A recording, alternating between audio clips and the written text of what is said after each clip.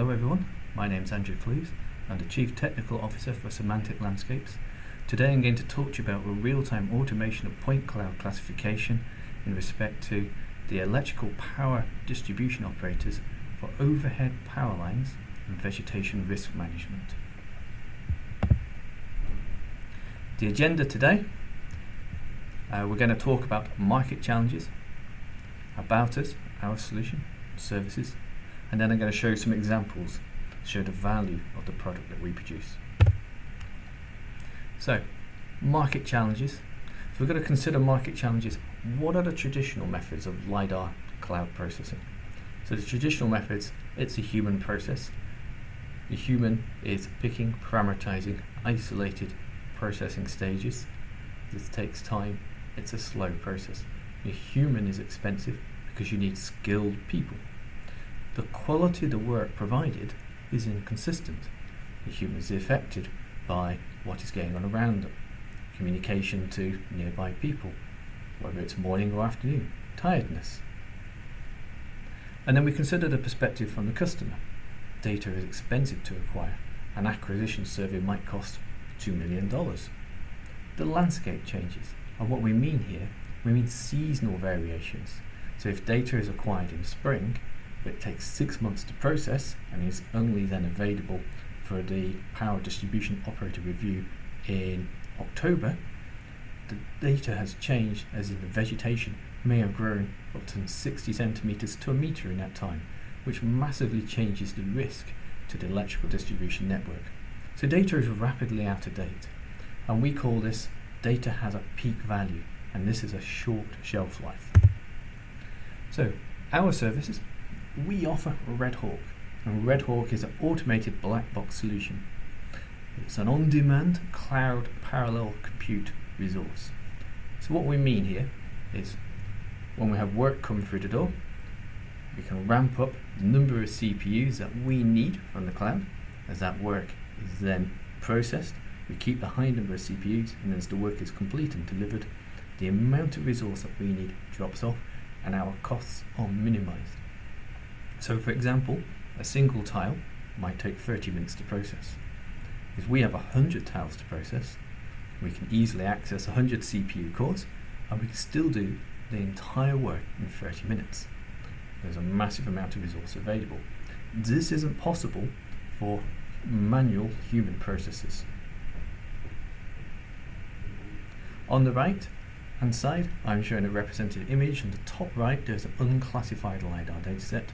Then there's the symbolic black box processing of Red Hawk. And then at the lower right hand side, what we can see here is a classified dataset, and we can see the blue lines representing the conductors. Now if we take a closer look at a single tile, and we take the top image here, we can see we've got a grayscale images, and inside the image we can see vegetation, buildings, conductors, wooden poles, and vegetation of varying distances from the conductor. We then apply the Red Hawk black box. Now we can see the middle image. Red Hawk has classified the conductors as blue. The vegetation that is close to the conductors, so this is the high risk vegetation, is red, and then the wooden poles also classified in a magenta color. And we can take this classified data and we can put it back into the landscape, and we can visually show that we are selecting the areas that are of highest risk to the power distribution operator's network. If we scale this up, and we have 720 tiles, or about 70 kilometers of data, and 70 kilometers is only a fraction of the UK network. What we're looking at here, if we can get 720 cores, we can still do all this work inside 30 minutes, and it's automated. All we do is take the data, we put it onto the machines does the work, gives out the answer, as shown on the screen here, job done, and we can deliver that to the client. We can show the quality of the conductor picking across the data. We can see here the conductor picking is consistent across the data area. About these conductors, in this example here, we have selected any vegetation within 3 meters of the overhead conductor.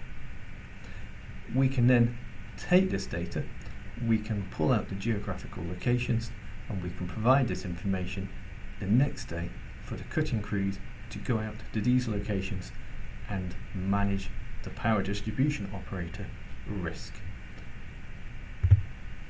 So what are we doing? What is semantic landscapes actually doing? What are the value that we're adding?